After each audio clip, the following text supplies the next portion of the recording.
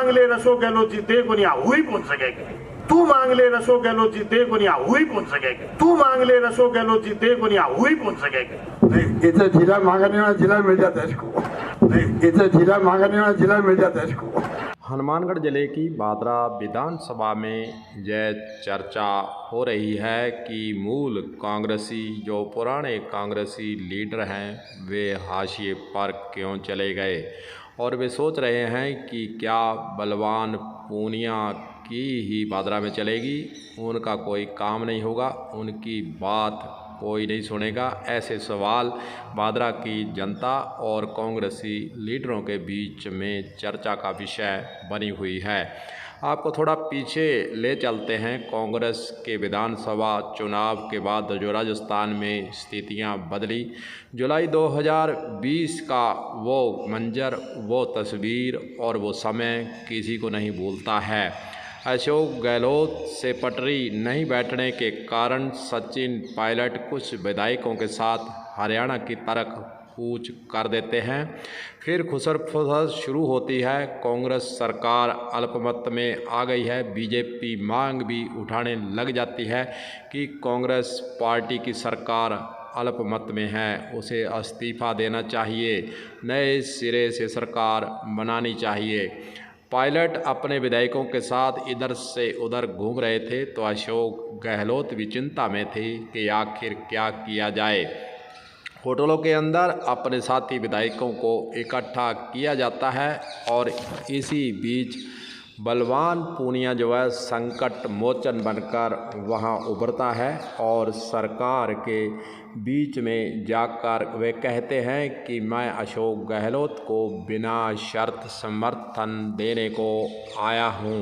2020 के बलवान पूनिया के कहे हुए शब्द को अशोक गहलोत दिल में अब समाये बैठे हैं और जब भी वे हनुमानगढ़ के दौरे पर आते हैं तो बलवान पूनिया का नाम लिए बिना वह नहीं रहते हैं। बलवान पूनिया की हनुमानगढ़ दौरे के दौरान माला जपते रहते हैं।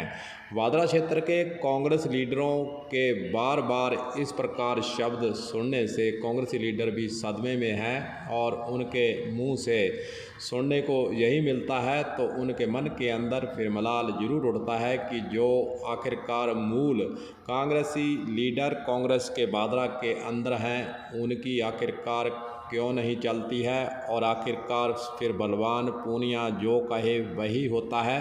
तो कांग्रेस लीडरों को ये बात भी सताने लग गई है कि क्या विधानसभा 2023 में बादरा के अंदर कांग्रेसी उम्मीदवार खड़ा भी होगा या नहीं होगा।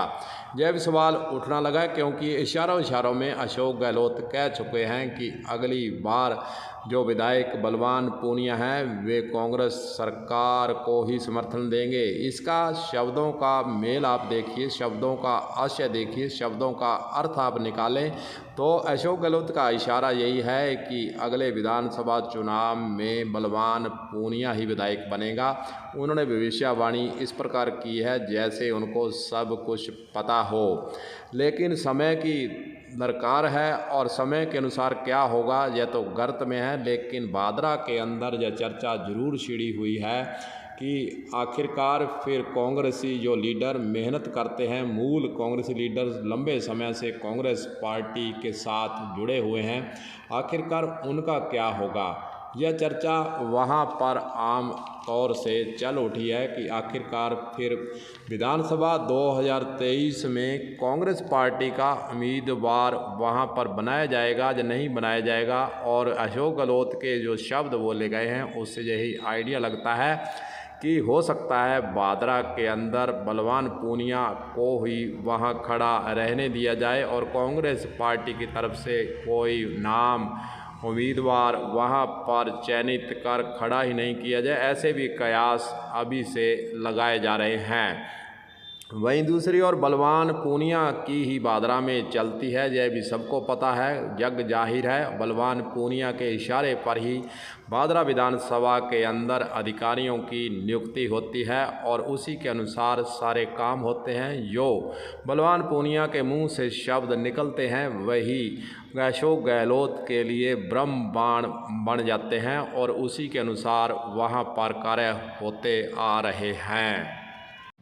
राजनीति में दोस्ती होना और किसी का काम करना एक सामान्य बात है, होना भी चाहिए। दोस्ती, विचार, आचार और उसके साथ मन भाव अगर मिलते हैं तो अच्छी बात है, ये बुराई हम नहीं कह रहे हैं। लेकिन कांग्रेसी लीडर जो हैं वे यह सोचने पर मजबूर हैं कि आखिरकार फिर कांग्रेसी जो लीडरों को अशोक गहलोत भादरा विधानसभा में बेगाना क्यों समझ बैठे हैं, यह सवाल भादरा के अंदर जरूर उठ रहा है। जो भी हो, आने वाला समय बताएगा कि भादरा के अंदर क्या होगा। कलम न्यूज के लिए गुरदेव सिंह सैनी की हनुमानगढ़ से रिपोर्ट।